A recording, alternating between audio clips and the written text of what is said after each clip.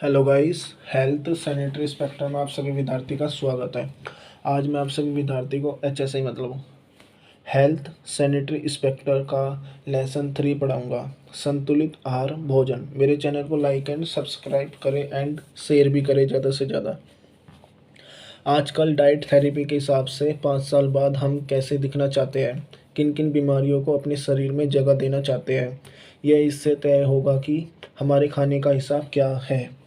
एक टाइम में कितना खाना खाना चाहिए।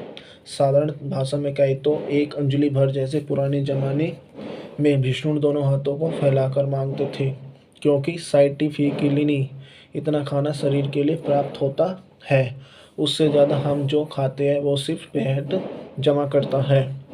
इसके लिए क्या करना और क्या नहीं करना है वो इस प्रकार है। सही कम्प्लीकेशन से खाना खाएं। सिर्फ प्रोटीन, सिर्फ कार्बोहाइड्रेट या सिर्फ विटामिन एक साथ ना लें। उदाहरण के तौर पर नॉनवेज, मटर पनीर और साथ में दाल भी खाएंगे तो प्रोटीन इकट्ठा हो जाएगी। नमक का कम इस्तेमाल करें, क्योंकि इसमें ब्लड का वॉल्यूम बढ़ता है। ऑर्टिस की वॉल पर प्रेशर बढ़ता है। लगातार ऐसा होने से ब्लड प्रेशर की समस्या हो जाती है, जो दिल की बीमारी को न्योता देती है। चीनी कम लें। हमारा खाना ग्लूकोज में ही तब्दील होता है, जो कि शुगर है। ऊपर से और शुगर डायबिटीज और मोटापा ही देगी। गुड़ ले, गुड़ फैट ले, ऑलिव ऑयल ले, लेकिन उसका सस्ता और भारतीयों के लिए बेहतर विकल्प है सरसों का तेल। सरसों में ओमेगा 3 बड़ी मात्रा में होता है, जो कोलेस्ट्रॉल कम करने के लिए बेस्ट है। ऑलिव में डीप फ्राई करने से उसके पोषण तब नष्ट हो जाते हैं। ओमेगा 3 और ओमेगा 6 अनुपात 1:4 के रेशो में लें। जमानियों में दिल की बीमारी बहुत कम होती है, क्योंकि मछली या तेल के रूप में उनके खाने में ओमेगा 3 और 6 भरपूर रहते हैं। फाइबर, जिन्हें हम धागे भी कहते हैं, ज़्यादा से ज़्यादा खाने चाहिए। कम से कम रोज़ाना एक गाजर ज़रूर खाएं। मूली भी खा सकते हैं, फाइबर की कमी पूरी करेगा। ओट्स, ब्राले, वेजिटेबल फ्रूट्स और अनाज खाएं। इस बगौल फाइबर ही है। फाइबर न ले पाए तो इसे भी 1 चम्मच रोज़ ले सकते हैं। संतुलित आहार अथवा भोजन और आहार योजनाबंदी। संतुलित भोजन की परिभाषा। संतुलित भोजन उसको कहते हैं जिसके द्वारा शरीर की आवश्यकता को पूरा करने के लिए आवश्यक पौष्टिक तत्व सही मात्रा और स्वास्थ्य के लिए उपलब्ध हो। संतुलित भोजन शरीर को सेहतमंद बनाता है। संतुलित भोजन में कार्बोहाइड्रेट्स, प्रोटीन और चिकनाई का अनुपात 4:1 का होना चाहिए। प्रतिदिन आवश्यक प्रोटीन और चिकनाई का 33% जीव संसार से प्राप्त करना चाहिए, और आवश्यक ताप इकाइयों का 50 से 70% कार्बोहाइड्रेट, 10% प्रोटीन और 15 से 25% चिकनाई से प्राप्त हो। चर्बी, चिकनाई, तेल, मक्खन, घी, मांस की चर्बी। ज़्यादा चिकनाई वाले पदार्थ: गिरिया तेल वाले बीज, पनीर। शक्कर, सफ़ेद चीनी, शहद, गुड़, शक्कर, खंड सारी। भोजन की योजनाबंदी के लिए ध्यान रखने योग्य बातें। ताप इकाइयाँ: प्रत्येक व्यक्ति को आयु, कद और कार्य की व्यवस्था के अनुसार भोजन की आवश्यकता होती है। भोजन की ताप इकाइयाँ शरीर की आवश्यकता पूरी करती है। अधिक और भारी कार्य करने वाले व्यक्ति को अधिक भोजन और ताप इकाइयाँ चाहिए। भोजन की ताप इकाइयाँ हमें कार्बोहाइड्रेट्स, प्रोटीन और चिकनाई से प्राप्त होती है, जो इस प्रकार है। 1 ग्राम कार्बोहाइड्रेट से 4.0 ताप इकाइयाँ देता है। 1 ग्राम प्रोटीन द्वारा 4.3 ताप इकाइयाँ। 1 ग्राम प्रोटीन चिकनाई द्वारा 9.3 ताप इकाइयाँ। गूढ़े पीले रंग वाली सब्जियां: गाजर, पेठा, हलवा, कद्दू। दूसरी सब्जियां: टमाटर, फल, पपीता, आंवला, संतरा, माल्टा, आम, नींबू। पशुओं से प्राप्त होने वाली वस्तुएं: मांस, गोश्त, अंडे, मुर्गे, चिकन, मछली, दूध। भोजन की योजनाबंदी करते समय ताप इकाइयों की आवश्यकता संबंधी ध्यान रखने की आवश्यकता है।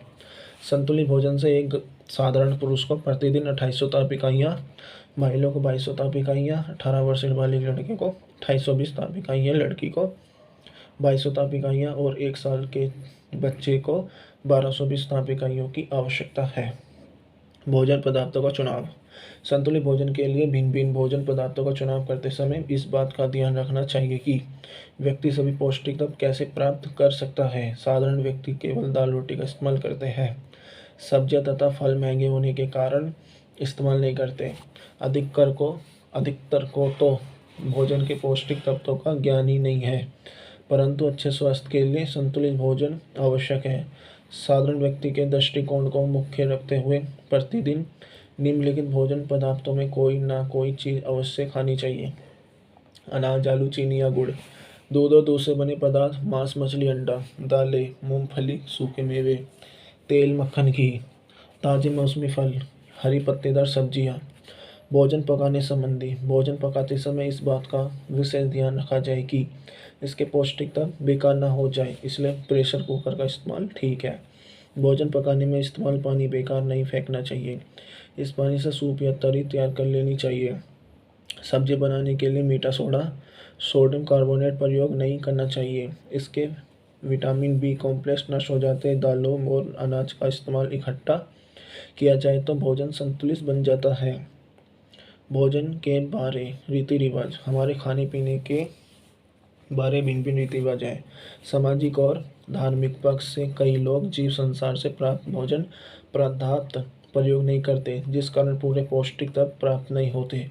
धार्मिक भ्रम में वहम भोजन की पोषण स्थिति को कायम नहीं रहने देते। संतुलित भोजन लेने के लिए ऐसे भ्रमों से संकोच करना चाहिए।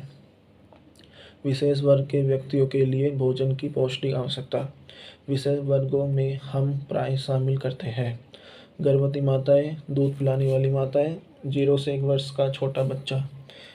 इन विशेष वर्गों के लिए संतुलित और पौष्टिक भोजन बहुत आवश्यक है। प्रत्येक वर्ग की भोजन पौष्टिक आवश्यकताएं भिन्न भिन्न है, जो इस प्रकार है। गर्भवती माताओं की भोजन पौष्टिक आवश्यकता, गर्भवती महिला ने बच्चे को जन्म देना होता है, इसलिए उसको अधिक और पौष्टिक भोजन की आवश्यकता होती है ताकि जन्म लेने वाला बच्चा स्वस्थ और हाथ पुष्ट हो। गर्भवती महिला को दोगुना भोजन खाना चाहिए ताकि उसके पेट में पल रहे बच्चे की भी आवश्यकता पूरी हो सके। उसको अनाज, दालें, सब्जियां अधिक मात्रा में लेनी चाहिए।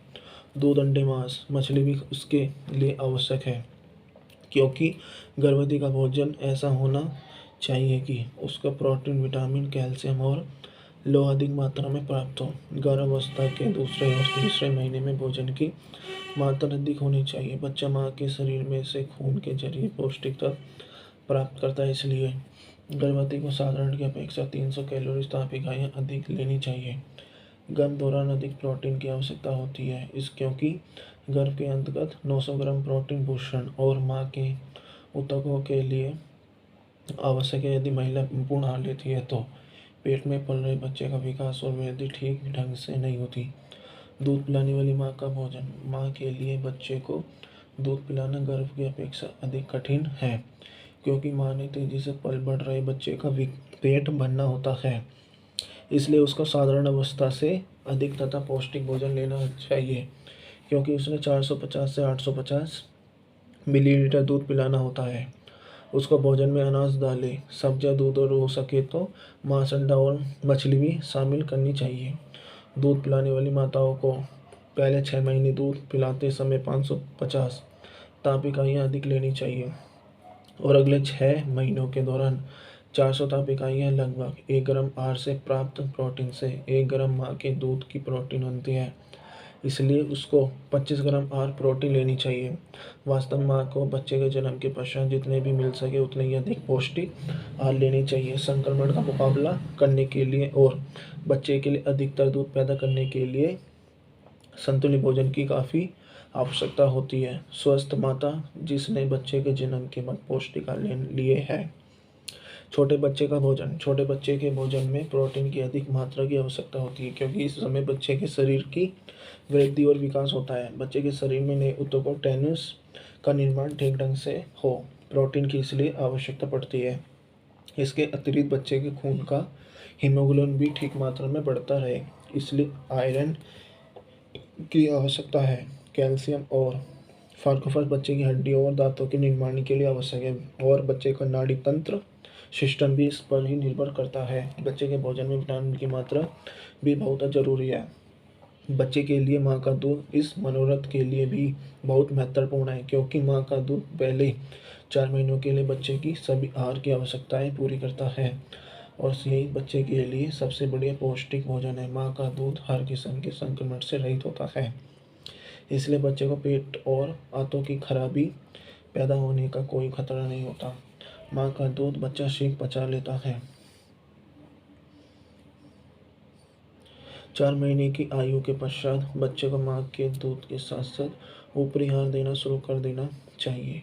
माँ बच्चे को क्षमता के अनुसार कम से कम 1 वर्ष दूध पिलाए। यदि इससे अधिक समय तक पिला पिला सकती है तो बहुत अच्छा होगा। बच्चे को अक्सर कुपोषण का रोग अपूर्ण आहार से लगता है। अनियमित और कम मात्रा में भोजन बच्चे की सेहत पर बुरा प्रभाव डालता है।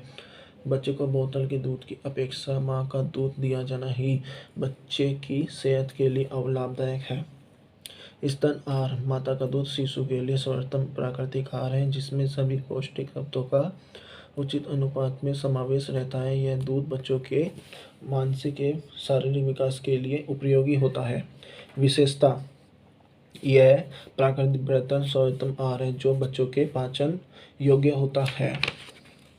यह पूर्णतः जीवाणु रहित होता है और इसमें सभी पोषक तत्व उचित मात्रा अनुपात में बच्चों की आवश्यकता अनुसार होते हैं। यह उचित ताप पर बच्चों को हर समय प्राप्त हो जाता है। माता के दूध पर अधिक दिनों तक रहने वाले बच्चों में प्राकृतिक रोग प्रतिरोध क्षमता आ जाती है और वे वायरस रोग तथा गलफुल्ली, मीजल्स, पोलियो एवं कुछ पाचन संबंधी रोगों से मुक्त रहते हैं। दूधपान कराने से माता एवं बच्चे दोनों को मानसिक संतुष्टि मिलती है। गंदी बस्तियों में रहने वाले बच्चे स्तन आहार प्रचुर मात्रा में करते हैं, लेकिन निर्धनता के चलते माताएं संतुलित आहार प्रचुर मात्रा में नहीं ले पाती है। फलतः उनमें दूध की कमी होती है। परिणाम स्वरूप गंदी बस्तियों में रहने वाले बच्चे प्राय असामान्य किस्म के तथा अनेक रोगों से ग्रस्त रहते हैं। जहाँ तक गंदी बस्तियों में स्तनपान कराने की अवधि का प्रश्न है, हमने यह पाया कि आमतौर पर बच्चों को तब तक स्तनपान कराया जाता है जब तक कि बच्चे सब दूध पीना बंद न कर दें। निम्नलिखित बीमारियों के रोगियों के लिए भोजन सूची। अधिक रक्तचाप के रोगी, गुर्दे के सूजन के रोगी, शुगर के रोगी, दिल के रोगी। भिन्न भिन्न बीमारियों के मरीजों के लिए भोजन के पक्ष की ओर विशेष ध्यान देने की आवश्यकता है ताकि बिना किसी उलझन के उनकी आहार की आवश्यकता भी पूरी हो सके और बीमारी भी नियंत्रण में रहे। रोगी को आवश्यकता अनुसार भोजन में अदला बदली की जा सकती है, परंतु इस बात का हमेशा ध्यान रहे कि दिया गया भोजन वह बिना किसी डर के पचा सके। इन बीमारी के मरीजों की पौष्टिक भोजन सूची इस प्रकार है। अधिक रक्त दबाव के मरीजों के लिए भोजन सूची। वास्तव में अधिक रक्त दबाव कोई न बीमारी नहीं बल्कि यह एक शारीरिक विकार है। यदि इसको काबू में न रखा जाए तो दिल का रोग लग सकता है। हमारा दिल निरंतर शरीर के सभी भागों में खून पंप करता है, जो शारीरिक नाड़ियों एवं नसों में से गुजरता हुआ प्रतिदिन 96,000 किलोमीटर सफ़र कर लेता है और दिल यह काम करते हुए प्रतिदिन 1 लाख बार धड़कता है। खून का दबाव खून की नाड़ियों और नसों पर पड़े बोझ को कहते हैं, जिनके जरिए खून शरीर में संचार करता रहता है। खून का यह दबाव दिल में से नाड़ियों और नसों में बहते रक्त में बना ही रहता है। जब यह रक्त तंग नसों के जरिए गुजरता है तो ये नाड़ियाँ बहुत लचीली और नरम होने से खून के इस दबाव को सहन कर लेती है। पर जब दिल अपने द्वारा जोर से साफ खून नसों में भेजने के लिए धकेलता है तो ये नसें फूल जाती है और जब दिल इनमें से गंदा खून अपनी ओर साफ करने के लिए खींचता है तो ये वापस उसी अवस्था में आ जाती है। जब हम रक्त दबाव यंत्र से इस दबाव की पढ़त नोट करते हैं तो रक्त का ऊपरी दबाव जबकि दिल धड़क रहा होता है, इसको सिस्टोलिक कहते हैं और खून के निचला दबाव जब दिल रेस्टिंग स्थिति में होता है तो एक्सटेंस कहते हैं। रक्त के अधिक दबाव का कारण मोटापा, चिंता, तनाव, तंबाकू, शराब का सेवन, नमक, चाय, कॉफ़ी का अधिक इस्तेमाल है, चिकनाई में घुलनशील भोजन का अधिक इस्तेमाल और खून में अधिक कोलेस्ट्रॉल है। इस कारण भोजन में अधिक चिकनाई वाले पदार्थ जैसे मक्खन, घी और चिकनाई युक्त पदार्थ नहीं लेने चाहिए। खाने में नमक की मात्रा कम कर देनी चाहिए। यदि ना लिया जाए तो ठीक है। सिगरेट, बीड़ी, शराब, कॉफ़ी का परहेज करना चाहिए और आहार में साधारण अवस्था से कम कैलोरी वाला भोजन ठीक है।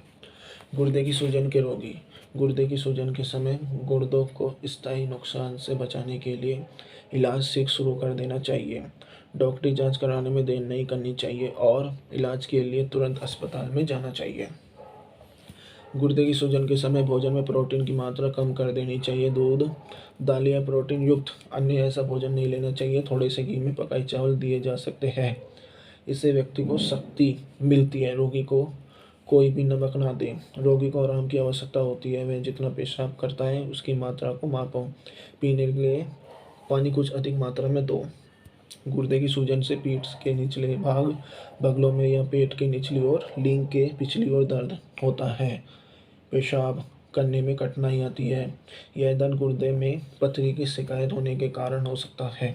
शुरू में तो इस पथरियों की उपस्थिति अनुभव नहीं होती, पर बाद में तकलीफ होती है। भोजन में अनाज की मात्रा अधिक लेनी चाहिए। शुगर के रोगी के लिए भोजन सूची। शुगर में व्यक्ति के रक्त में शुगर की मात्रा बढ़ जाती है। यह बीमारी बच्चों और बड़ी आयु के व्यक्ति को भी लग सकती है। इसका संबंध अधिक खाने पीने और मोटापे से है। यह देखने के लिए कि कोई इंसान शुगर का रोगी है, उसके पेशाब को टेस्ट करना चाहिए।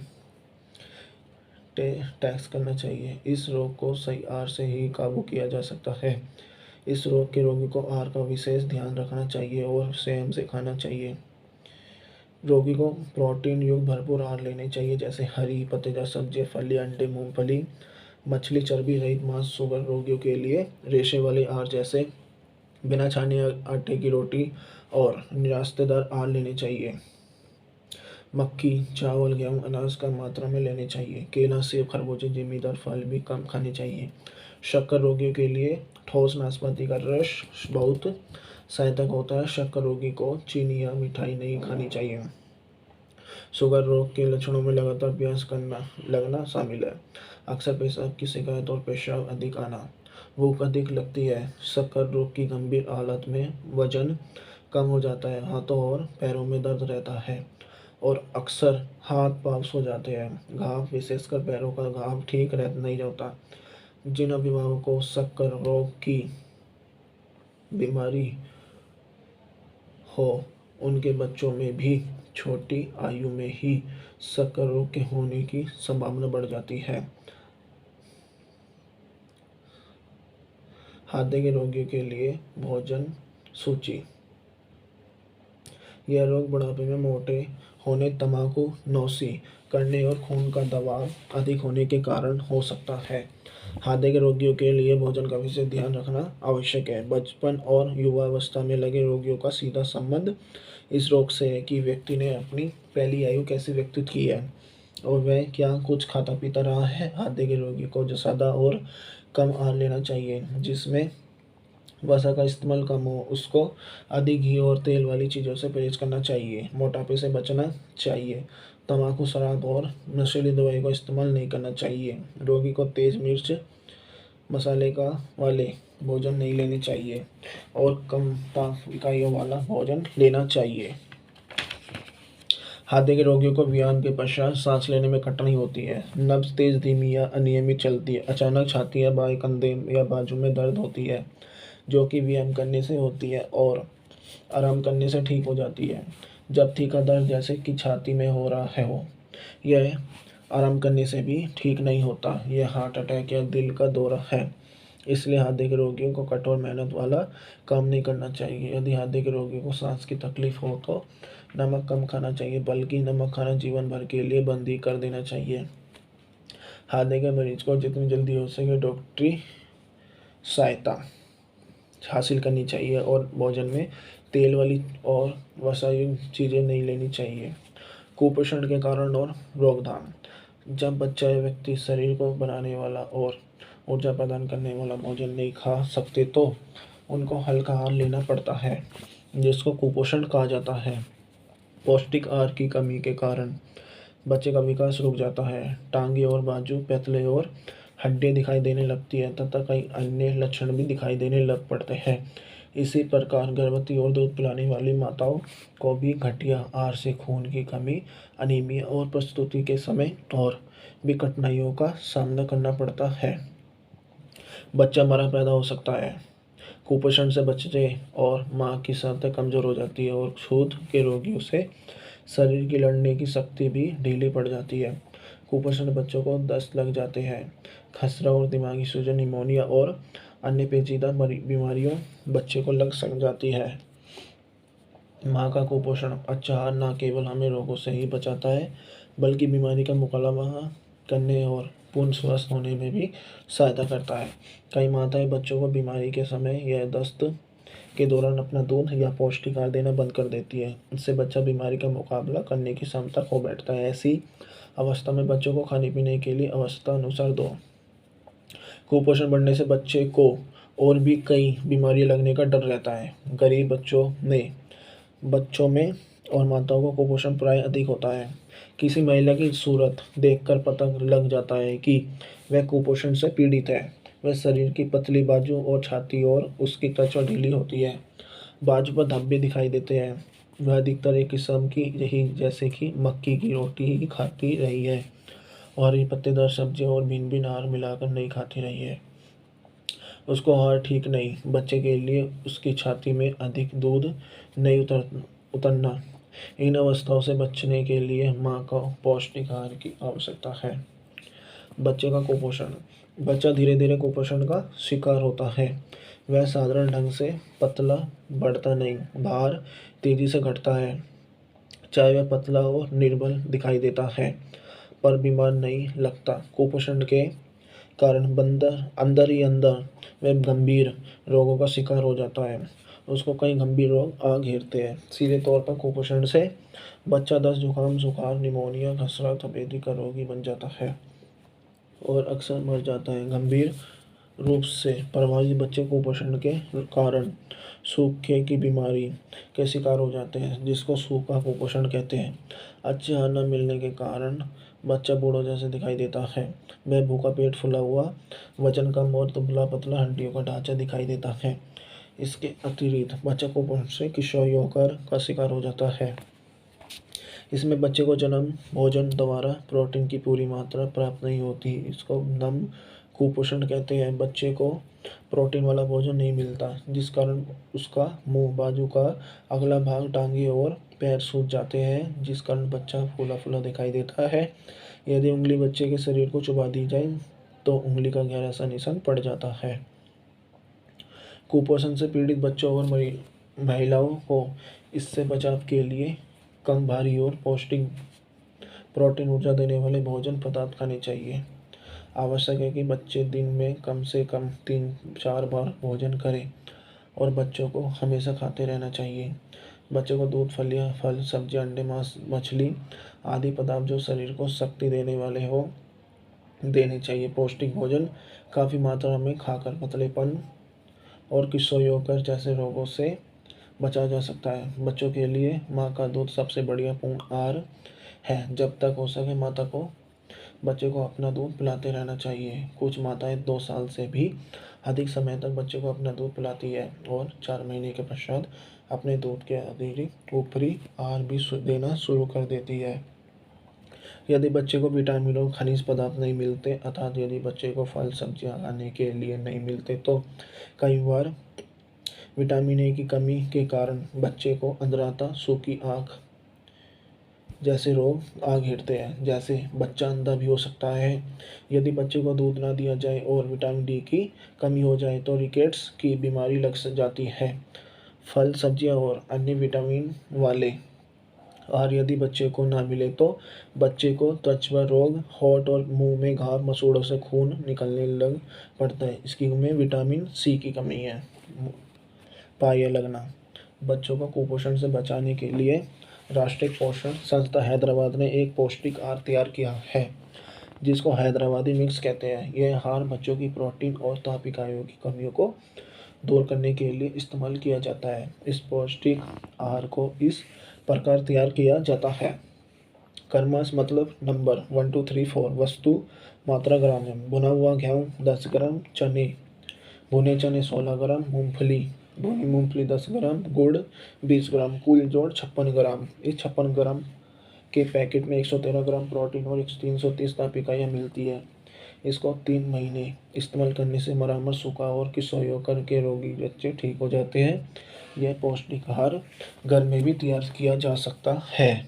चित्र कुपोषण के शिकार बच्चे, विशेषकर बच्चों व गर्भवती महिलाओं और दूध पिलाने वाली माताओं के बारे में कुपोषण की समस्या को दूर करने के लिए विशेष ध्यान देने की आवश्यकता है।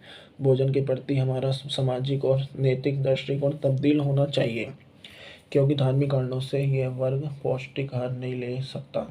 स्वास्थ्य सेवाओं का विस्तार कुपोषण दूर करने के लिए काफ़ी सहायता हो सकता है। बच्चों को कुपोषण द्वारा ही छोटी आयु में कई गंभीर रोग लग जाते हैं। इनके बारे में बड़े स्तर पर लोगों को शिक्षित करने की आवश्यकता है। अपर्याप्त भोजन या कुपोषण के दुष्परिणाम निम्नलिखित लक्षणों के रूप में प्रकट होते हैं। शरीर कमजोर होने लगता है, क्योंकि शरीर को पर्याप्त ऊर्जा प्रदान करने वाले भोजन तत्वों की कमी के कारण दूसरी शक्ति नहीं मिल पाती है। शरीर में रक्त की कमी होने लगती है। शरीर में वजन क्रमशः कम होने लगता है। त्वचा शुष्क, खुरदरी एवं सूरीदार हो जाती है। मांसपेशियां ढीली एवं शिथिल हो जाती है। स्त्रियों की वृद्धि एवं विकास की गति में रुकावट हो जाती है, जिसका शारीरिक विकास पर बुरा प्रभाव पड़ता है। नेत्रों की ज्योति कम हो जाती है और बच्चे रतौंधी के शिकार हो जाते हैं। शरीर की रोग निरोधक क्षमता का ह्रास हो जाता है, जिससे बच्चे बार बार बीमार पड़ते हैं। थकान का अनुभव बड़ी शीघ्रता से होने लगता है। कुपोषण नियंत्रण नीतियों की मूलतः 2 विचारधाराएं हैं। पहले सिद्धांत के अनुसार कुपोषण मूलतः गरीबी का परिणाम है। अंत इसे दूर करना गरीबों की उत्कंठा में वृद्धि, आय के स्तर को ऊंचा करने एवं खाद्य प्रणाली के विवरण पर निर्भर करना है। दूसरा सिद्धांत इस अवधारणा पर आधारित है कि लोग कुपोषण के शिकार इसलिए होते हैं क्योंकि वे समुचित कुपोषण स्तर तथा स्वस्थ वातावरण को सुनिश्चित करने वाले संसाधनों का उचित उपयोग नहीं कर पाते। इसलिए कुपोषण का सामना करना घरेलू संसाधनों का उपयोग, निश्चितता के समापन, कुपोषण संबंधी जानकारियों में वृद्धि तथा सही आदेशों के विकास पर ही निर्भर करता है। 6 वर्ष से कम उम्र में बच्चों में शारीरिक विकास का अभाव देखा गया है, जो कुपोषण के कारण पूरे देश व्यस्त है। नवजात शिशुओं और बच्चों में मृत्यु का कारण यह है कि करीबन 30% बच्चे 2.3 किलोग्राम से भी कम वजन के होते हैं। अधिकांश स्कूल जाने से पूर्व की उम्र के बच्चों में करीब 69% कम वजन के, जिसमें 9% गंभीर कुपोषण से ग्रस्त रहते हैं तथा 65% अपशिष्ट तथा 20% अस्तः दुर्बल होते हैं। 6 महीनों की उम्र वह नाजुक समय है जब शिशु होता है और 24 महीने की उम्र तक चलता है। कुपोषण 6 महीने से 2 वर्ष की उम्र के बच्चों को ज़्यादा प्रभावित करता है। प्रोटीन ऊर्जा कुपोषण विकास में अवरोध में शरीर के वजन में कमी तथा अन्य दुर्बलताएं विशेषताएं छोटे बच्चों में मृत्यु के खतरे को बढ़ाता है। यह बात प्रमाणित हुई है कि कुपोषण से ग्रस्त बच्चों को भविष्य में अपशिष्ट बीमारियों जैसे उच्च रक्तचाप तथा मधुमेह होने की संभावना रहती है। बच्चों के विकास को कायम रखने में परिवारों की असमानता के ये कारण हो सकते हैं। खिलाने की गलत आदतें, माता की तरफ से अनजाने में होने वाली बाधाएं, संक्रमण बीमारियों का बार बार होना, कई बार शरीर की ऊर्जा संबंधी जरूरतों को पूरा करने के लिए क्रय शक्ति का अभाव, अपर्याप्त भोजन लेना उन घरों में जहाँ भोजन की कमी ना हो, बच्चों के विकास और देखरेख संबंधी जानकारी एवं कुशलताओं का अभाव एवं कमी, बच्चों के जीवन की अच्छी शुरुआत को बढ़ावा देने के लिए 6 से 24 महीनों के बीच बच्चों को कुपोषण का शिकार होने से बचाना चाहिए। कुपोषण को कम करने के लिए उसके कारणों पर ध्यान देना होगा, जैसे अपर्याप्त औजार और संक्रमण बीमारी तथा खाने पीने की सही आदतों को डालने में तेजी लानी होगी। कुपोषण की स्थिति में सुधार लाना एक चुनौती है। यह परिवार के सदस्यों, समुदायों तथा इस क्षेत्र में काम करने वालों पर निर्भर करता है। कुपोषण की रोकथाम या उनके नियंत्रण में लाने के लिए उनको जागृत होना होगा। माताओं की अधिकता, अज्ञानता, अंधविश्वास, रूढ़िवादिता के चलने बच्चे कुपोषण के शिकार होते हैं। सबसे प्रमुख बात तो यह है कि इनकी आर्थिक स्थितियाँ दयनीय होती है तथा परिवार में बच्चों की संख्या अधिक होती है, जिसके चलते बच्चे को उपयुक्त आहार उपलब्ध नहीं हो पाता है। अपर्याप्त आहार के कारण बच्चों को पौष्टिक तत्व नहीं मिल पाते, जिसके कारण रोग निरोधक क्षमता कम हो जाती है और वे अनेक बीमारियों तथा शारीरिक विकास का अवरोध होना, रक्तहीनता का शिकार, मांसपेशियों का शिक्षित हो जाना, मानसिक विकास अवरुद्ध होना, चिड़चिड़ापन आना आदि से ग्रसित हो जाते हैं। भारतीय बच्चों के आहार संबंधी विकारों में प्रोटीन और कैलोरी का अपूर्ण से उत्पन्न होने वाले विकास सर्वाधिक महत्वपूर्ण है। प्रोटीन कैलोरी कुपोषणी गरीब बच्चों की इतनी अधिक मृत्यु दर तथा अस्वस्थता दर के लिए कुछ जिम्मेदार है। अभी हाल में ऐसे परिणाम भी हो रहे हैं जो हमें समझते हैं कि शुरू की जिंदगी में कुपोषण बच्चे के उत्तराधिकालीन विकास पर भी स्थायी प्रभाव डाल सकता है।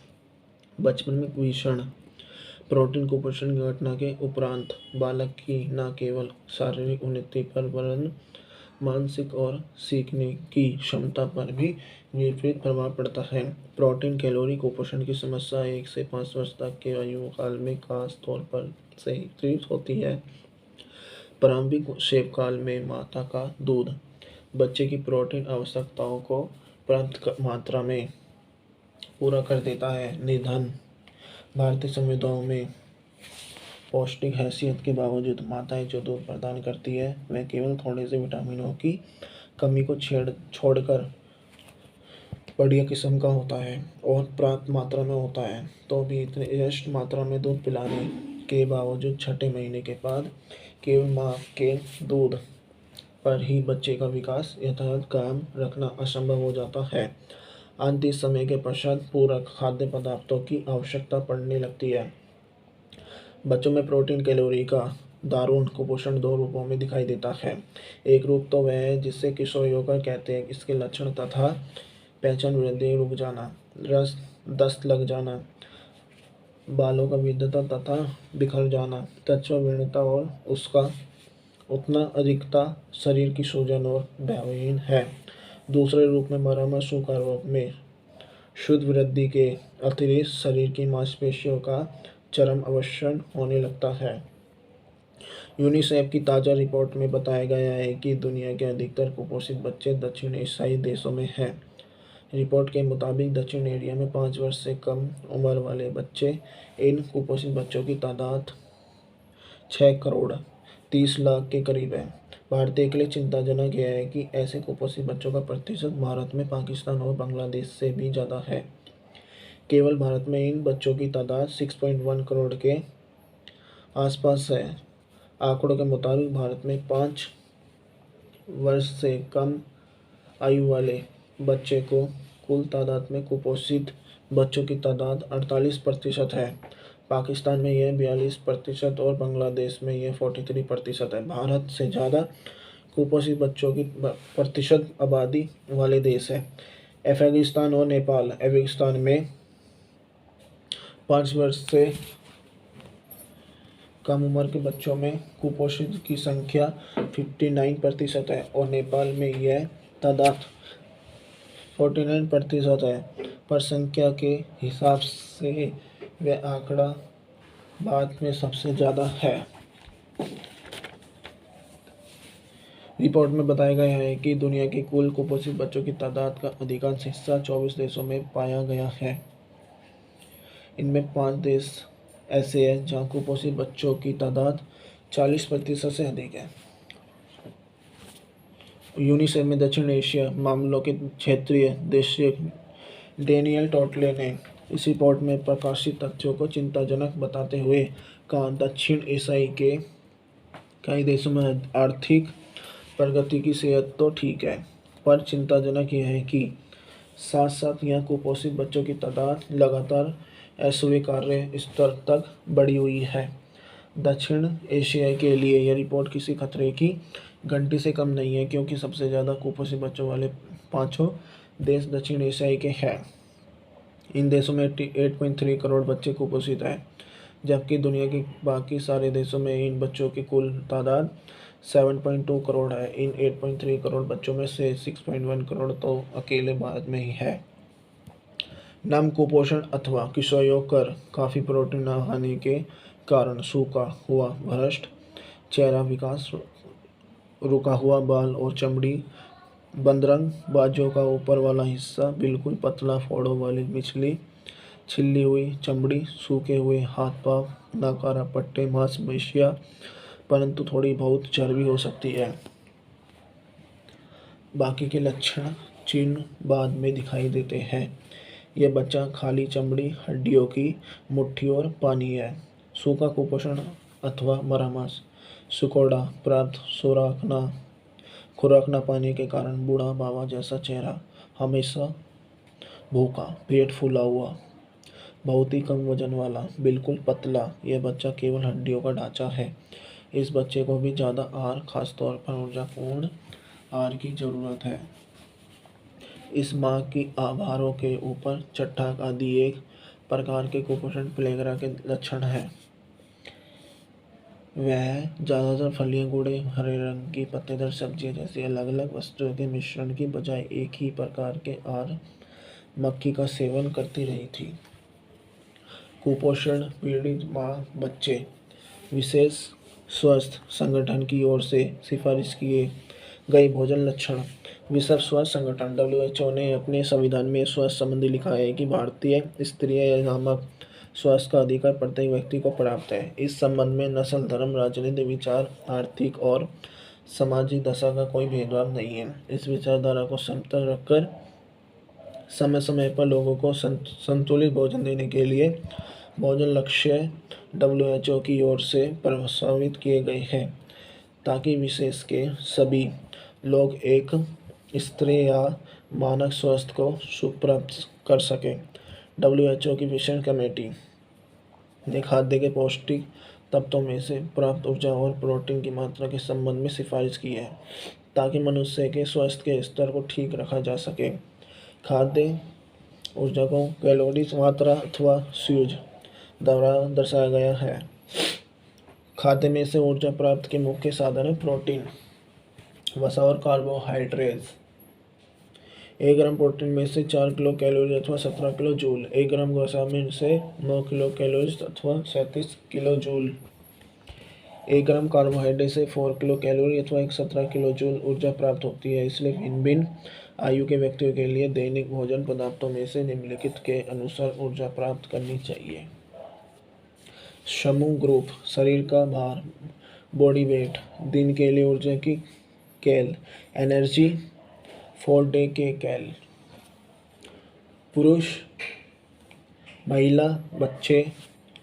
पुरुष 55 किलो 24 हल्का कार्य, 2800 मध्यम कार्य, 39 किलो भारी कार्य। महिला 45 किलो 19 किलो हल्का कार्य, 22 किलो हल्का कार्य, 3000 किलो भारी कार्य। बच्चे 0-6 मार्च 118 शरीर का भार, 9 से 12 मार्च शरीर का भार 108, 16 से 18 वर्ष से 2820 लड़के, 2200 लड़के शरीर का भार। WHO FAO की विशेष समिति एक्सपर्ट कमेटी ने यह सिफारिश की है कि 40 वर्ष की आयु के पश्चात 60 वर्ष तक 5% ऊर्जा कम कर देनी चाहिए और 60 वर्षों के पश्चात 10% ऊर्जा प्राप्ति कम कर देनी चाहिए।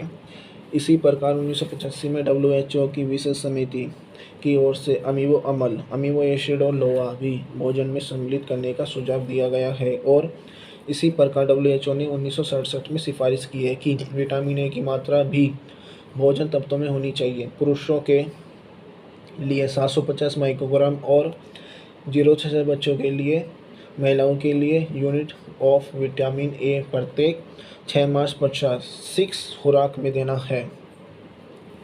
यह सिफारिश की गई है कि भोजन के प्रारंभिक प्राइमरी पौष्टिक तत्वों में से प्रतिदिन प्राप्त ऊर्जा की मात्रा निम्नलिखित अनुसार होनी चाहिए। प्रोटीन पदार्थों से 7 से 15%, वसा पदार्थों से 10 से 30%, कार्बोहाइड्रेट 65 से 80%। विश्व स्वास्थ्य संगठन WHO ने समय समय पर आहार लक्ष्य में यह सिफारिश की है कि भोजन में vitamin A, D, C, B पूरी मात्रा में शामिल किए जाए। बच्चे और माताओं के लिए एफएओ की सिफारिश। समिति ने 1950 में सिफारिश की थी कि इन वर्गों के भोजन की और विशेष रूप से बच्चों की बचपन के समय 5 वर्षों की खुराक में सभी पौष्टिक तत्व सम्मिलित होने चाहिए और बिना किसी भेदभाव के इन विशेष वर्गों को संतुलित भोजन देना चाहिए, जो इस प्रकार है: अनाज 400 ग्राम, दालें 55 से 70 ग्राम, पत्तेदार सब्जियां 100 ग्राम, दूसरी सब्जियां 35 ग्राम, जड़ों गांठों वाली सब्जियां 35 ग्राम, दूध 200 ग्राम, मांस अंडा मछली 300 ग्राम, 30 ग्राम चना, 30 ग्राम वसा, 30 ग्राम फल, 30 ग्राम चीनी गुड़, 30 ग्राम। विशेष भोजन पदार्थों की पौष्टिक महत्ता। हम कई प्रकार के भोजन पदार्थों का सेवन करते हैं। प्रत्येक का पौष्टिक तत्व अलग अलग होता है, इसलिए अच्छे स्वास्थ्य के लिए हमें बढ़िया पौष्टिक तत्वों वाले भोजन पदार्थ खाने चाहिए, जिससे शरीर का स्वास्थ्य बना रहता है। विभिन्न भोजन पदार्थों की पौष्टिक इस प्रकार है। दालों का पोषण मूल्य। दालें अत्यधिक पौष्टिक भोजन पदार्थ हैं। दालों में 20 से 25% प्रोटीन रहता है। ये प्रोटीन अच्छे स्रोत हैं, परंतु इनका प्रोटीन अपूर्ण श्रेणी का होता है। इसमें जो प्रोटीन की मात्रा रहती है वह प्राणी जगत के प्राप्त होने वाले भोज्य पदार्थों के प्रोटीन से अधिक होती है, परंतु अंदर ही अंदर इतना है कि दालों में मैथियोबिन नामक अनिवार्य एमिनो एसिड का अभाव रहता है। यही कारण है कि कुछ अंश का समावेश किया जाए तो मैथियोबिन की कमी को पूरा किया जा सकता है। दालों में गंधक के एमिनो एसिड और ट्रिप्टोफैन कम मात्रा में पाए जाते हैं, जबकि अनाजों में इनकी अच्छी मात्रा रहती है। स्वामीनाथन के अनुसार इसलिए अनाज और दालों के प्रोटीन मिलकर मात्रा की बराबर पूर्ति कर देते हैं। दालों में वसा की मात्रा कम होती है, ये 1 से 2% ही रहती है। इसमें 55 से 61% स्टार्च रहता है। प्रति 100 ग्राम दाल में 50 से 110 मिलीग्राम आयरन होता है। इस तरह से ये आयरन के अच्छे स्रोत है। लगभग 6 से 240 मिलीग्राम कैल्शियम रहता है। दालों में विटामिन बी तथा निकोटिक एसिड की अच्छी मात्रा रहती है। दालों में विटामिन सी की कमी होती है। अंकुरित होने पर उनमें विटामिन सी की मात्रा बढ़ जाती है। दूध प्रोटीन, विटामिन और कैल्शियम का अच्छा साधन है। दूध में चर्बी की मात्रा भी अधिक होती है, इसलिए इसकी मिल्क पाउडर का प्रयोग स्वास्थ्य के लिए ठीक रहता है। दूध को अच्छी तरह उबालकर ठंडा होने पर उसके ऊपर आई मलाई उतार लो। कुछ लोगों को दूध का सेवन करने से दस्त लग जाते हैं, उनको दूध की जगह दही का प्रयोग करना चाहिए। मैदा, इसका प्रयोग बिस्कुट, केक, ब्रेड, पिज़्ज़ा और मिठाई आदि बनाने में किया जाता है। मैदे में रेशे की कमी होती है। मैदा सफ़ेद और नरम होता है। मैदे का अधिक सेवन करने से कब्ज की शिकायत रहती है। पाचन प्रक्रिया में भी कठिनाई का सामना करना पड़ता है, इसलिए मैदे के स्थान पर आटे का प्रयोग ठीक है। आटा भूरे रंग का होता है और इसमें रेशे होते हैं। चीनी के आजकल बहुत रोगों का कारण माना जाता है। एक खोज के अनुसार चीनी यह बात सामने आई है कि जो व्यक्ति चीनी का अधिक इस मात्रा में प्रयोग करते हैं उनको बड़ी आंत का कैंसर होने का भय बना रहता है। चीनी का प्रयोग हम चाय, कॉफ़ी, बिस्किट, मिठाई, चॉकलेट बनाने में करते हैं। चीनी के स्थान पर यदि हम गुड़ का प्रयोग करते रहे तो हमें चीनी के समान की कैलोरीज प्राप्त होती है, परंतु गुड़ स्वास्थ्य के लिए ठीक है। गुड़ में आयरन, कैल्शियम और फास्फोरस होता है, जिसकी हमारे शरीर को आवश्यकता है। गुड़ एनर्जी। शर्करा तथा गुड़ स्वाद को बढ़ाने के लिए पाया तथा अन्य खाद्य पदार्थों में मिठास के लिए शर्करा और गुड़ का प्रयोग किया जाता है। यह मुख्यतः ऊर्जा के साधन है। यद्यपि गुड़ में ऊर्जा से अतिरिक्त लोहा भी होता है। गुड़ बहुत गुणकारी है। आयुर्वेदिक ग्रंथों के अनुसार गुड़ में पित्तनाशक, रक्त रोधक, मधुमेह नाशक अनेक गुण होते हैं। गुड़ दिल के लिए हितकारक है, त्वचा रोगों में नष्ट करता है और मल मूत्र के अनेक दोषों को भी समाप्ति करता है। गुड़ खांसी, अल्सर, पीलिया और रक्ताब्ला को दूर करने वाला अमृत समान पदार्थ है। गुड़ में केवल पोषण ही नहीं अपितु यह शरीर को रोगों के साथ लड़ने के योग्य भी बनाता है। बच्चों को सोकड़े सूखा रोग से बचाता है। गुड़ में विद्यमान विटामिन बी कम्प्लेक्स शारीरिक थकान, हृदय की कमजोरी, गुर्दे और पाचन प्रक्रिया की दुर्बलता को दूर करता है। सर्दियों में गुड़ और तिल के लड्डू और गज्जक खाने से शरीर स्वस्थ रहता है। जुकाम और खांसी जैसे रोग नहीं होते। सर्दियों में गुड़ की चाय उत्तम मानी जाती है। उबलते पानी में काली मिर्च और सौंठ मिलाकर पीसकर डालो और कुछ देर पश्चात गुड़ की एक डली 20 ग्राम उसमें डालो। जब गुड़ पिघल जाए तो 4 पत्ते तुलसी के डालकर उतार लो और छान कर पियो। गुड़ की ये चाय सर्दियों में आपका पूरा बचाव करेगी। जुकाम हो, नाक बहता हो, सिर दर्द हो लगे तो तुरंत गुड़ की चाय पियो, यह चमत्कारी सिद्ध होगी। भोजन के पश्चात गुड़ और तिल की बनी गज्जक अथवा गुड़ से बने भिन्न भिन्न पदार्थ खाने से भोजन शीघ्र पच जाता है। पर्याप्त नाश्ते में गुड़ का हलवा खाने से शरीर में चुस्ती और चेहरे पर निखार आ जाता है। गुड़ और गेहूं के आटे की रबड़ी बनाकर खाने से शरीर में शक्ति आती है। इसको पौष्टिक बनाने के लिए इसमें बादाम, मेवे आदि भी डाले जा सकते हैं। पतले दस्त लगने अथवा तेज ज्वार के कारण शरीर में जल की कमी हो जाए तो गुड़ के पानी में नींबू के रस को मिलाकर पिलाने से राहत मिलती है। जिन व्यक्तियों को प्राप्त सूर्य निकलने से सिर दर्द होता है उनको प्राप्त गुड़ में दूध मिलाकर देने से तुरंत लाभ होगा। साधारण खांसी के दौरान गुड़ में पीसी काली मिर्च मिलाकर छोटी छोटी गोलियां बनाकर दिन में 2 से 3 बार चूसते रहने से खांसी दूर हो जाती है। सूखी खांसी अथवा दमे के रोग में गुड़ में सरसों का तेल मिलाकर चाटने से लाभ होता है। पुराना गुड़ भी एक दवाई से कम नहीं होता है। महिलाओं को गर्भावस्था में गुड़ का सेवन नहीं करना चाहिए। रक्त संबंधी विकारों और रक्त के दबाव की अवस्था में गुड़ का प्रयोग नहीं करना चाहिए। एक ही समय में अधिक मात्रा में गुड़ का सेवन नहीं करना चाहिए। दूध के साथ भी गुड़ का सेवन नहीं करना चाहिए। गुड़ खनिज पदार्थों और विटामिन से भरपूर होता है। गुड़ में आयरन और फोलिक अम्ल रक्ताब्ला को दूर करते हैं। बाजरे की तासीर गर्म होती है। यह शीघ्र हजम होता है और एंटी एलर्जिक होता है। बाजरे का आटा प्रोटीन, विटामिन बी कॉम्प्लेक्स से भरपूर होता है। इसमें आयरन, मैग्नीशियम कॉम्प्लेक्स और पोटेशियम भी काफ़ी मात्रा में होता है। यह रक्त में कोलेस्ट्रॉल को नियमित करता है। बाजरे के आटे को कच्चे दूध में मिलाकर मुंह पर लगाने से त्वचा में निखार आता है। तिल, यह कैल्शियम और तांबे का उत्तम स्रोत है।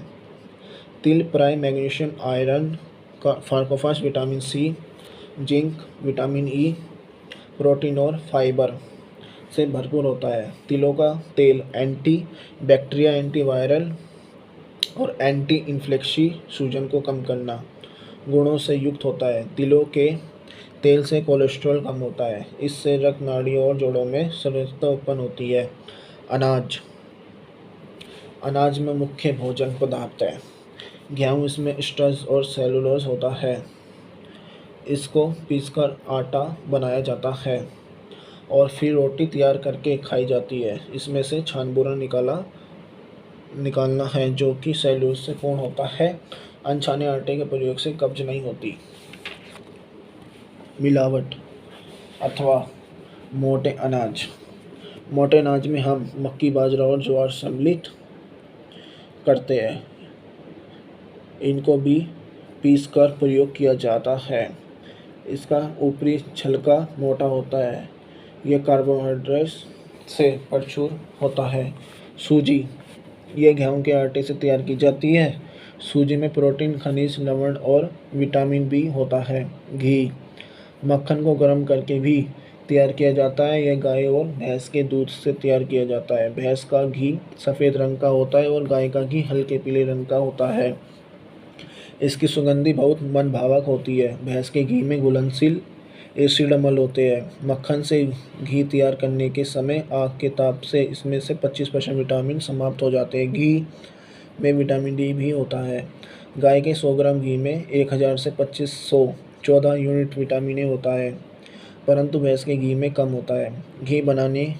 घी खाने की आवश्यकता दैनिक नहीं है। अपनी क्षमता के अनुसार एक व्यक्ति इसका प्रयोग कर सकता है। दैनिक ताप इकाइयों का 15 से 25% भाग घी पदार्थों से प्राप्त करना चाहिए। मांस, मीट, जीव जगत एनिमल साउंड से प्राप्त मांस मीट का भोजन के रूप में प्रयोग किया जाता है। इसमें कई लवण सेट होते हैं, जैसे क्लोराइड और फार्कोफार्स। मांस से प्राप्त प्रोटीन बढ़िया प्रकार की और सस्ती होती है। मांस में मायोसिन से रूप में 17 से 20 प्रोटीन होती है। सदैव स्वस्थ जानवर के मांस का ही प्रयोग करना चाहिए। पशु को काटने से पूर्व इसकी डॉक्टरी जांच कर लेनी चाहिए। इसकी पशुओं को तपेदिक और पीलिया का रोग आम होता है। मक्खन, बटर, यह बहुत पौष्टिक और शीघ्र पचने वाली वसा की किस्म है। मक्खन सुगंधि से भरपूर पदार्थ है और इसमें पानी से 12 से 15% वसा, 80 से 90% लैक्टोज, 10% एस, 2 से 3% के अतिरिक्त खनिज लवण और विटामिन बी होते हैं। पनीर, यह प्रोटीन से भरपूर भोजन पदार्थ है। यह दूध अथवा स्प्रेटा दूध से तैयार किया जाता है। पनीर तैयार करते समय ध्यान रखा जाए कि दूध पैस्चराइज्ड हो। कई बार रोगी पशु के दूध में तपेदिक के कीटाणु उपस्थित होने के कारण तपेदिक रोग और टाइफाइड होने का खतरा हो सकता है। वनस्पति घी, वेजिटेबल्स और ऑयल, ये खाद्य तेलों को साफ करके तैयार किया जाता है। इसमें 251.4 प्रति ग्राम के अनुपात से विटामिन ए और 5% तिलों के तेल को मिलाया जाता है। माइग्रेन, यह विदेश में प्रचलित मक्खन की किस्म है जिसमें विटामिन ए से डी नहीं होते। यह केवल पशु और वनस्पति वसा एनिमल एंड वेजिटेबल फैट्स से तैयार किया जाता है। यह होता है तो मक्खन ही है, परंतु दूध से तैयार किए गए मक्खन जैसा नहीं होता। यह मक्खन से दूध कुछ घटिया किस्म का मक्खन है, क्योंकि इसमें वसा फैट की मात्रा सामान्य मक्खन से कम होती है। इसमें 10% मक्खन, वसा, बटर फैट और 16% पानी होता है। जो बेरी, यह पौष्टिक पदार्थ है और विशेष करके खनिज लवण और वसा से भरपूर है, परंतु इसका जुड़ने के साथ दुर्बल होने के कारण रोटी तैयार नहीं हो सकती। इस कारण इससे बेरली वाटर तैयार किया जाता है, जो रोगियों और बच्चों के लिए बढ़िया होता है। इससे बियर भी तैयार की जाती है। मक्की, हमारे देश के बहुसंख्यक लोगों के लिए मक्की एक मनपसंद भोजन है। गेहूँ की भांति इसमें भी काफ़ी पौष्टिक तत्व होती है, जैसे प्रोटीन 10%, कार्बोहाइड्रेट 65%, वसा 5%, 1 से 2% खनिज लवण और पानी 14%। परंतु मक्की में अमीनो एसिड, विटामिन और एंटी स्कोर्बिक और एंटी प्लेगरा अंशों की कमी होने के कारण इसका निरंतर प्रयोग करने से प्लेगरा रोग लगने का भय रहता है, जिसको 3DS कहते हैं। इसकी जुड़ने की क्षमता ग्लोबिन कम होने के कारण रोटी बनानी कठिन है। इसमें गेहूं का आटा, दूध अथवा अंडे मिलाकर व्यंजन तैयार किए जाते हैं। फलों की खाद्य पौष्टिकता, पोषण वैज्ञानिकों ने सिद्ध किया है कि फल हमें कई प्रकार के खनिज पदार्थ और विटामिन प्रदान करते हैं, जिनके द्वारा हमारे शरीर को रोगों के प्रति सुरक्षा प्राप्त होती है और शरीर की रोगियों के विरुद्ध लड़ने की निरोधक शक्ति इम्यूनिटी में वृद्धि होती है। प्रत्येक मौसम में हमें विभिन्न प्रकार के फल सारा वर्ष प्राप्त होते रहते हैं। इनकी पौष्टिकता इस प्रकार है। पपीता एक सदाबहार फल है। आयुर्वेद में इसको उत्तम माना गया है। इसके नियमित सेवन से गंभीर रोग समाप्त हो जाते हैं। पपीते में पाया जाने वाला विशेष तत्व पेप्सिन हमारी पाचन प्रक्रिया तीव्र करता है। इसमें लोहा है, कैल्शियम है, फास्फोरस के अतिरिक्त vitamin A, D, C, B, E काफ़ी मात्रा में पाए जाते हैं। इसमें वसा और कार्बोहाइड्रेट्स भी पाया जाता है। शुगर, लीवर की दुर्बलता दूर करने के लिए पपीता लाभदायक है। यह आंखों की रोशनी को बढ़ाता है। उच्च रक्तचाप के रोगियों को इसका सेवन करना चाहिए। बच्चे के पेट में कीड़े हो तो इसको खाली खाली पेट कच्चा पपीता खिलाएं। त्वचा रोगों के लिए पपीता रामबाग है। कच्चे पपीता का दूध लगाने से हर प्रकार की खारिश दूर और दांत खुजली सीख ठीक हो जाते हैं।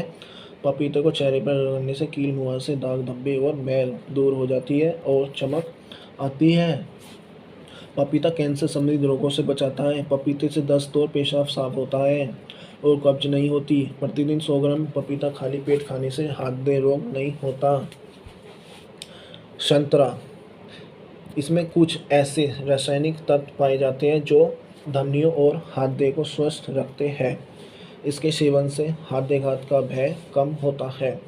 प्रतिदिन कम से कम एक संतरा खाने से हृदय के दौरे को टाला जा सकता है। वास्तव में खट्टे मीठे फलों में जलेवनों नामक रासायनिक तत्व पाया जाता है जो शरीर के कोलेस्ट्रॉल की मात्रा में 20 से 25% की कमी ला सकते हैं। कोलेजन न केवल एलडीएल कोलेस्ट्रॉल की मात्रा को कम करता है अपितु अच्छे कोलेस्ट्रॉल की एचएलडी मात्रा को बढ़ाने में भी सहायता होता है। केला, इसमें पोटाशियम और मैग्नीशियम प्रचुर मात्रा में होता है और रक्तचाप को ठीक रखता है। यह हृदय रोगियों के भय को भी घटाता है। इसमें ऐसे पौष्टिक तत्व होते हैं जो नसों और मांसपेशियों को स्वस्थ रखने में सहायक होते हैं। केले में विटामिन बी, सी और ए भी पाया जाता है। केला विषैले पदार्थों को शरीर में से बाहर भी निकालता है। केला आंतों के स्वास्थ्य, अल्सर से बचाव और शरीर की शक्ति को बढ़ाता है। स्वामी विवेकानंद के अनुसार केला प्राकृतिक हलवा है और पौष्टिक तत्वों से भरपूर है। अनानास, इसमें विटामिन सी और मैंगनीज पाया जाता है। यह शरीर को ऊर्जा प्रदान करता है और स्वास्थ्य को बढ़ाता है। यह चेहरे की झुर्रियों को दूर करता है। सेब, इसका सेवन बहुत लाभकारक है।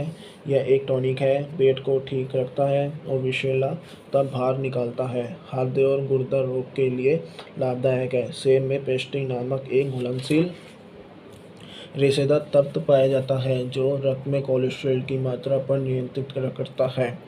भोजन से पूर्व सेब खाना लाभकारी होता है। इससे कब्ज की समाप्ति और मानसिक ताजगी मिलती है। भोजन के पश्चात सेब का सेवन कब्ज करता है। सेब में बहुत से रोग निवारक गुण है, इसलिए डॉक्टरों का कहना है कि प्रतिदिन इसका सेवन करने से आप लंबे समय तक स्वस्थ रहते हैं। सेब खाने से सिर दर्द नहीं होता है। आम, इसमें विटामिन ए, सी और डी भारी मात्रा में पाए जाते हैं। ये पेट की गैस को दूर करते हैं। आम को खाली पेट नियमित रूप में खाने से चेहरे का रंग साफ होता है। मांस भोजन तथा मछली और मांस में उच्च जैविक मान के प्रोटीन और बी विटामिनों की प्रचुरता होती है। विशेषण, विटामिन बी12 तो केवल जंतु अजन्य भोजनों में ही होता है। मांस भी प्रोटीन, खनिज, लवण, कार्बोहाइड्रेट्स, एंजाइम, विटामिन तथा जल होता है। मांस में उत्तम वर्ग का प्रोटीन 18 से 23% रहता है। इस प्रोटीन का जैविक मूल्य बहुत अधिक होता है क्योंकि इसमें सभी अनिवार्य अमीनो एसिड रहते हैं। इनसे उच्च श्रेणी का मानसिक और शारीरिक विकास होता है। ये प्रोटीन 4 प्रकार के होते हैं। एक्टिन और मायोसिन मांस ऊतकों में रहते हैं। ये पानी में घुलनशील है परंतु पकाने पर धक्के के रूप में जम जाती है। कैलेगन और लैक्टिन प्रोटीन मांस के संयोजक ऊतकों में रहता है। सफ़ेद ऊतकों में कैलेगन तथा पीले ऊतकों में इलास्टिन रहता है। ये पकाने पर सिलेटिन में परिवर्तित हो जाते हैं। पेशी के रेशों के भीतर विशेष प्रकार के तत्व रहते हैं। ये कुछ नाइट्रोजन विहीन और कुछ नाइट्रोजन युक्त होते हैं। इन तत्वों में पाचन रसों की क्षति होने में मदद मिलती है।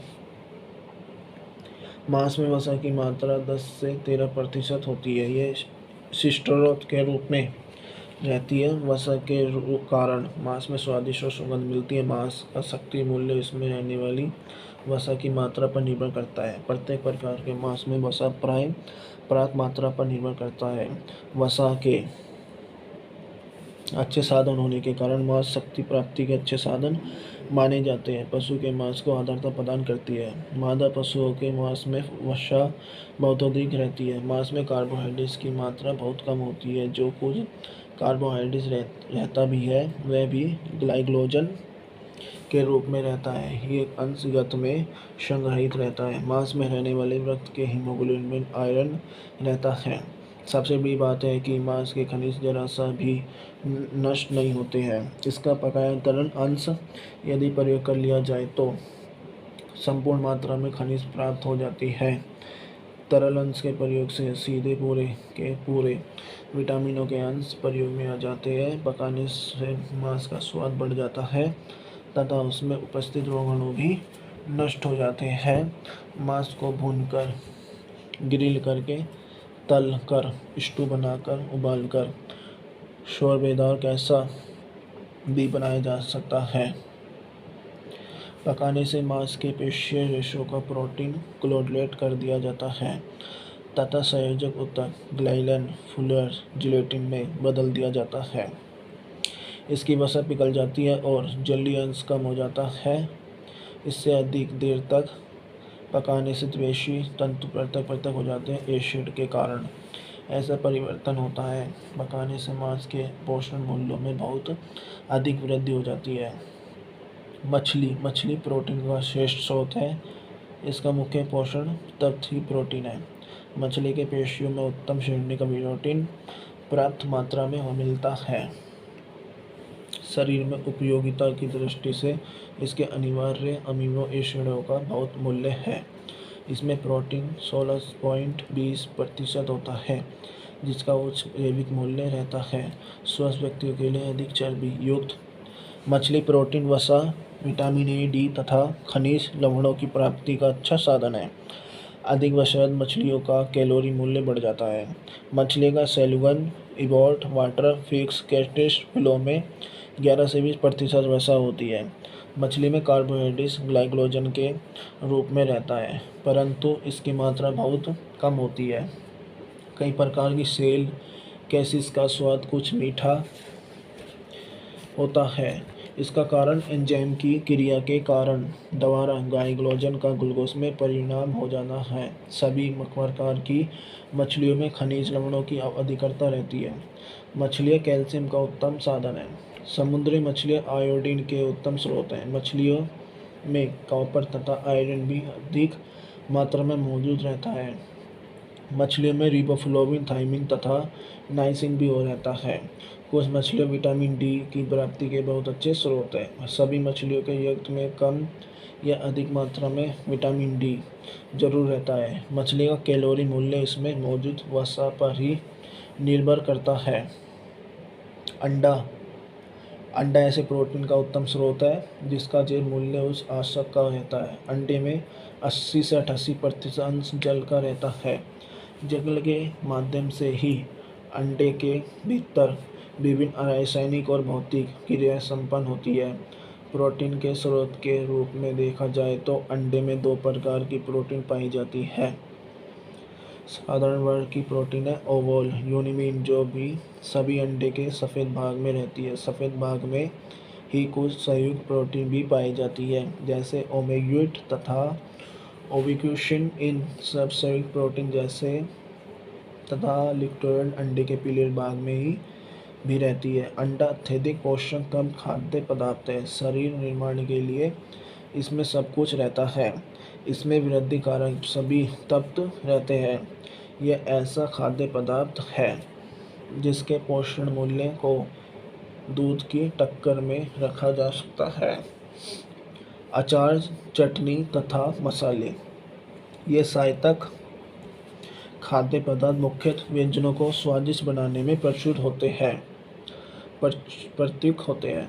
मिर्च और धनिया कैरोटीन के अच्छे साधन हैं। हरी मिर्च विटामिन सी और हल्दी तथा इमली लोहे के अच्छे स्रोत हैं। चूँकि मिर्च मसाले बहुत थोड़ी मात्रा में खाए जाते हैं इसलिए वे आहार के पौष्टिक मान को विशेष रूप में नहीं बढ़ाते। हींग और लहसुन जैसे कुछ मसालों में ऐसे सक्रिय तत्व पाए जाते हैं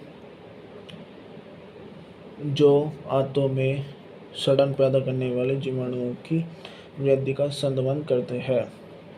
सामान्य आहार का संगठन और उसका मोटे तौर पर पौष्टिक मान को निम्न तालिका द्वारा दर्शाया जा सकता है। संतुलित आहार जिसमें दूध तथा अन्य खाद्य सामग्री हो, दोगुनी का या उससे भी अधिक लगाना वाला होता है। ऐसी स्थिति में पोषण कार्य करने वालों को कठिनाई का सामना करना पड़ता है। भारत में बच्चों के आवास घरानों में प्राय घन की कमी होती है, जबकि कम लागत में विशुद्ध संतोषजनक आहार देना प्राप्त असंभव हो। उसे समय कुछ बातें इस प्रकार के आहारों के संशोधन प्रयास में ध्यान देने में रखने योग्य होती है। बच्चों को प्रतिदिन कम से कम 8 औसत 250 मिलीलीटर मिलाना चाहिए। यदि वास्तव में ये मात्रा पोषण कार्यकर्ता द्वारा प्रस्तुत व्यक्त मात्रा में बहुत ही कम है। अन्य ध्यान देने योग्य बातें इस प्रकार है।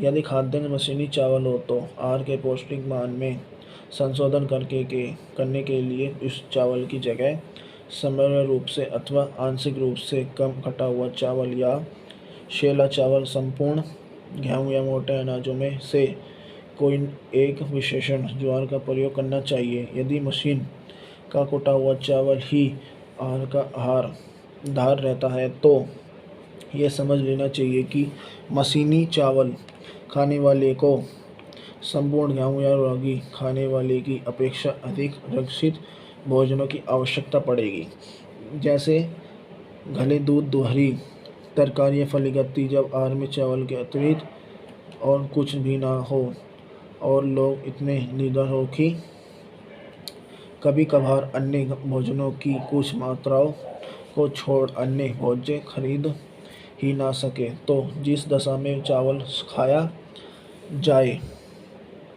जाता है तो वह दशा ही सबसे अधिक महत्व की है। दालों में प्रोटीन तथा बी वर्ग के कोष विटामिनों की प्रचुरता होती है और 2 से 3 औसत 70 ग्राम दाल प्रतिदिन लेने से खाद्यान्न प्रधान आहारों का पौष्टिक मान बहुत उत्पन्न हो जाता है। सोयाबीन में प्रोटीन तथा वसा अधिक होती है और हमारे देश में इसकी खेती उत्तम बढ़ती जा रही है। यदि सोयाबीन का प्रयोग भारत में व्यापक रूप से होने लगे तो इसकी स्वादिष्ट तथा घरेलू रूप में बनाने की विधियों की और ध्यान देना पड़ेगा। अधिक मात्रा में खाए पौष्टिक भोजन के विकारों हम प्राय अधिक आवश्यकता से अधिक पौष्टिक भोजन पदार्थों का प्रयोग कर लेते हैं। कईयों को खाने पीने का काफ़ी लालच होता है। ऐसे व्यक्ति को अक्सर भोजन के विकारों का सामना करना पड़ता है। शौक से या लालच में आकर अधिक खा तो लिया, परंतु बाद में मुसीबत में पड़ गए। आवश्यकता से अधिक भोजन खाने वाले व्यक्तियों को अक्सर निम्नलिखित समस्याओं का सामना करना पड़ता है। मोटापा, अधिक मात्रा में पौष्टिक भोजन कैलोरीज के प्रयोग से मोटापा और भार बढ़ जाता है। विटामिन ए की अधिक मात्रा ग्रहण करने से सिर दर्द, सुस्ती, आलस्य, उल्टियाँ और बेचैनी अनुभव होती है। गाजर विटामिन ए का बढ़िया स्रोत है, परंतु इसके अधिक प्रयोग से कैरोटीन एनीमिया हो सकता है, जिससे त्वचा का रंग पीला और आंखों में पीलापन आ जाता है। विटामिन डी की अधिक मात्रा से सुस्ती, प्यास, उल्टी, यूरिया और दिल कच्चा होता है। इससे यूरिया और पेशाब यूनिट में कैल्शियम तथा फास्फोरस की मात्रा बढ़ जाती है। भोजन में फ्लोरीन की मात्रा से दांतों का पीलापन और ढांचापन क्लोरोसिस उत्पन्न हो जाता है, जिससे स्पॉन्डिलोसिस से रीढ़ की हड्डी में सूजन उत्पन्न हो जाती है। अपाचन बेहज़मी, अपाचन भोजन नली में पड़े विकार के कारण होता है। कोई भोजन पदार्थ अथवा तरल जो कि जीवाणुओं के कारण प्रदूषित होने से भोजन नली में सूजन अथवा विकार उत्पन्न हो जाता है। अपाचन उत्पन्न करता है। कई बार डिब्बाबंद भोजन पदार्थ डिब्बे की लाख के कारण अथवा किसी रसायन के रिस जाने के कारण प्रदूषित हो जाता है, परंतु हम अज्ञातवश इसका सेवन कर लेते हैं। तो अपाचन हो जाता है। कई बार बासी भोजन और प्रदूषित भोजन के सेवन से बेज़मी हो जाती है। बेज़मी अथवा अपाचन अक्सर निम्नलिखित कारणों के कारण होता है। डिब्बे की धातु से उत्पन्न हुआ रासायनिक विकार भोजन को प्रदूषित कर देता है। कई बार पेट के कीड़े, उनके अंडे आदि भी भोजन को प्रदूषित कर देते हैं। जीवाणु और उनका विषैलापन भी भोजन पदार्थों में विकार उत्पन्न कर देता है। फंगस अथवा ऐसा कोई अन्य पदार्थ जिनको गंदगी से उत्पन्न हुए जीवाणु चमड़े होते हैं, उनका भूलवश सेवन करने से अपाचन हो जाता है। भोजन पदार्थों में योग कारण से उत्पन्न हुए विकार जिसका ध्यान रखे बिना हम ऐसे भोजन पदार्थों का सेवन कर लेते हैं, अक्सर अपाचन उत्पन्न करते हैं। इसके प्रति सतर्क रहना चाहिए। सफेद, ताज़ा और साफ सुथरा भोजन ही ग्रहण करना चाहिए। दूध द्वारा फैलने वाले रोग। दूध में बेसिलस लैक्टिस अम्ल होने के कारण दूध कुछ समय के बाद स्वयं फट जाता है अथवा खराब हो जाता है। प्राय दूषित अथवा दूध द्वारा फैलाए जाने वाले रोग हैं तपेदिक, टाइफाइड, पैरासाइट, हैजा दस्त, गलघोटू, माल्टा फीवर और गले की खारिश। गाय के दूध। दूषित दूध द्वारा लगा तपेदिक का रोग प्रकार का होता है। दूषित दूध से प्राय पेट की खराबी, हड्डियों और जोड़ों के दर्द और स्नायु प्रणाली प्रभावित होती है। कॉफ़ी के पोषण दूध। कॉफ़ी में कैफीन की मात्रा होने के कारण यह स्फूर्ति उत्पन्न करती है और थकावट घटाती है। यह कॉफ़ी एवेरिया के बीज भूनकर तैयार की जाती है। कॉफ़ी अथवा चाय का अपना पौष्टिक गुण नहीं होता, अपितु चीनी दूध के मिलाने से यह गुण उत्पन्न होता है। अधिक कॉफ़ी के प्रयोग से हृदय की धड़कन बढ़ती है, अनिद्रा और बेचैनी उत्पन्न होती है। भोजन तैयार करने और संभाल के ढंग। कुछ भोजन पदार्थ कच्चे ही खा लिए जाते हैं, पर अधिकतर पदार्थ पकाकर खाए जाते हैं। फल, सलाद, सब्जियां आदि कच्ची खाई जा सकती है, लेकिन गेहूं की रोटी, दलिया, दालें, बिस्कुट, डबल रोटी पकाकर खाए जाने वाले पदार्थ हैं। भोजन पकाने कुकिंग के दो ढंग हैं। नम ढंग, वीट कुकिंग मेथड। कुछ ढंग, डे कुकिंग मेथड। नम पकाने का ढंग, वीटिंग कुकिंग मेथड। भोजन पकाने के नम ढंगों में निम्नलिखित ढंग शामिल है। उबालना, ब्लोविंग। भोजन पदार्थ पानी में उबालकर पकाए जाते हैं, जैसे चावल, आलू आदि। भोजन पदार्थों को अधिक देर तक नहीं उबालना चाहिए। पकाने के पश्चात यदि कुछ पानी बच जाए तो उसको फेंकना नहीं चाहिए, बल्कि उसका सूप या अन्य कोई चीज़ बनाकर इस्तेमाल कर लेनी चाहिए, क्योंकि इसमें काफ़ी पौष्टिक तत्व होते हैं। कम आंच पर पकाना। धीमी आंच पर अधिक समय तक भोजन वस्तुओं को उबालने से पौष्टिक तत्व नष्ट हो जाते हैं, इसलिए धीमी आंच पर अधिक देर तक चीज़ को पकाना नहीं चाहिए। सिजाना, पानी में या चाशनी में पकाने को सिजाना कहते हैं। अंडे को घी के बिना पकाने के यह ढंग है। गेहूं में दाल को भी पानी में सिजाने के लिए डाला जाता है। भाप से पकाना। प्रेशर कुकर भाप से भोजन पकाने के लिए इस्तेमाल किया जाता है। इससे पौष्टिक तत्व नष्ट नहीं होते। इसमें 122.2 सेंटीग्रेड तापमान पर भोजन पकाता है। प्रेशर कुकर में सब्जियों, दालें, चावल आदि पकाए जाते हैं। सूक्ष्म रूप से पकाने का ढंग, डे कुकिंग मेथड। इस ढंगों में निम्नलिखित अनुसार भोजन पदार्थ पकाए जाते हैं। तलना, इस ढंग में भोजन पकाने के लिए तेल या घी का इस्तेमाल किया जाता है। तेल या घी गर्म करके इसमें भोजन पदार्थ तल लिए जाते हैं। भूनना, सेक से भी भोजन पकाया जाता है, जैसे तंदूरी, चपाती, ओवन में बिस्किट, केक, भट्टी में मूंगफली, चने आदि भूनकर पकाए जाते हैं।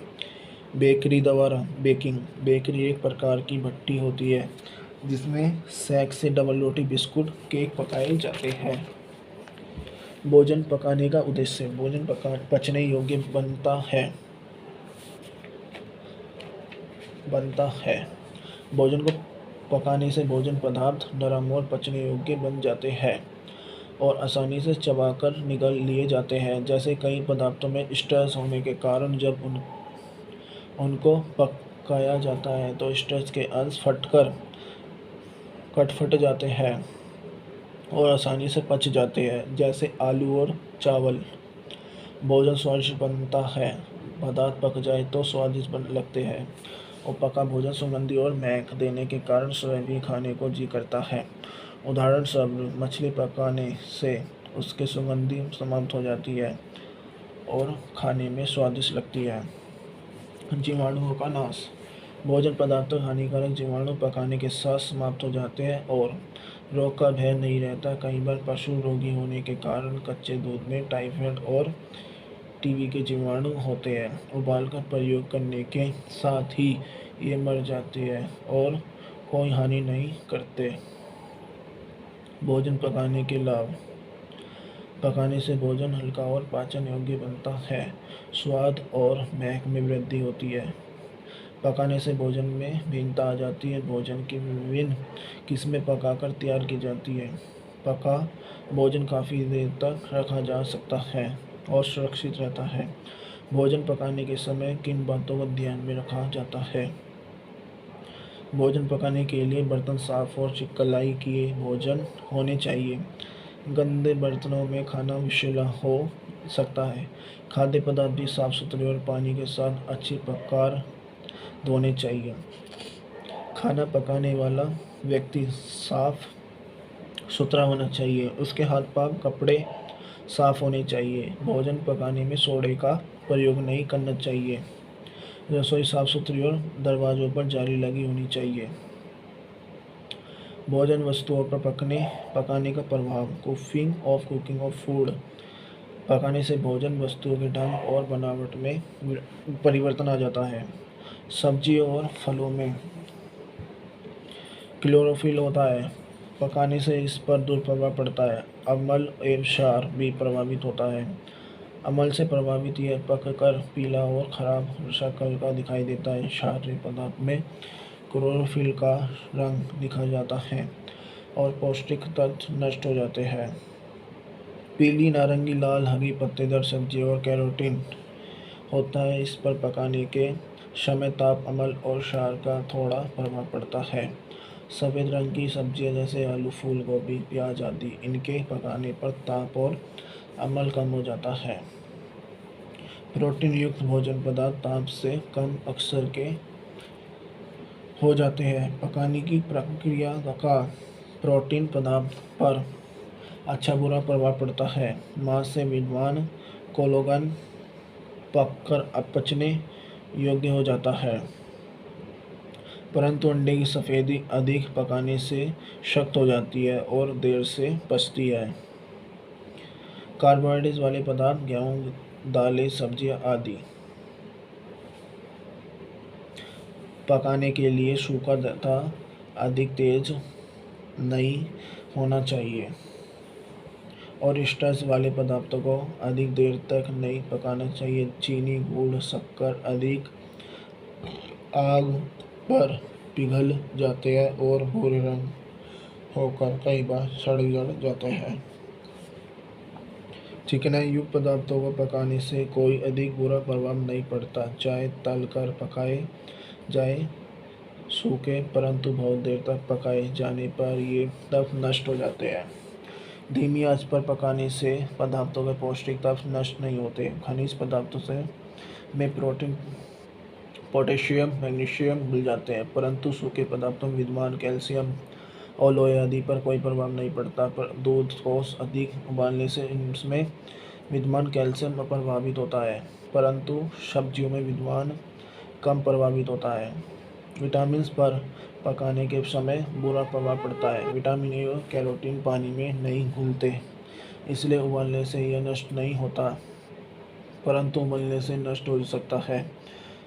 विटामिन बी और सी पानी में घुलनशील है, इसलिए अधिक समय पानी में रहने के कारण नष्ट हो जाते हैं। इन विटामिन वाले भोजन पदार्थों को सीख पका लेना चाहिए। भोजन पदार्थों में विद्यमान पौष्टिक तत्वों के बचाव के उपाय।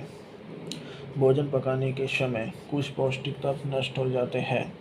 हम कुछ विशेष बातें ध्यान में रखेंगे ताकि हम भोजन पकाते समय भोजन के पौष्टिक तत्वों की काफ़ी सीमा तक संभाल और बचत कर सके, जो इस प्रकार है।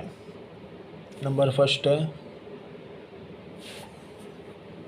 भोजन को कुछ विशेष समय तक ही पकाना चाहिए। गैस में ही तेज़ आग पर नहीं रख छोड़ना चाहिए। नंबर 2 है, सब्जियां, चावल आदि अथवा जिसमें पानी में घुलनशील विटामिन होते हैं बहुत देर तक पानी में भिगोकर नहीं रखना चाहिए। इस पदार्थों को शीघ्र पका लेना चाहिए। नंबर 3, आटे का प्रयोग अनछानी अथवा अवस्था में ही करना चाहिए, क्योंकि छानबूरा में विटामिन बी होता है।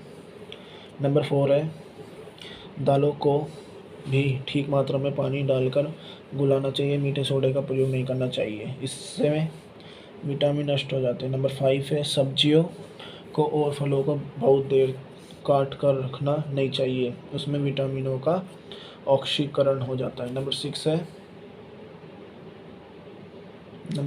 है, सब्जियों को छोटे छोटे टुकड़ों में नहीं काटना चाहिए, क्योंकि छोटे टुकड़ों का ऑक्सीकरण शीघ्र हो जाता है। नंबर 8 है, चावल व दालों को भिगोकर रखना हो तो वह पानी गिरा नहीं देना चाहिए, उसको पकाने के समय प्रयोग कर लेना चाहिए। नंबर 8 है, भोजन को बार बार गर्म नहीं करना चाहिए।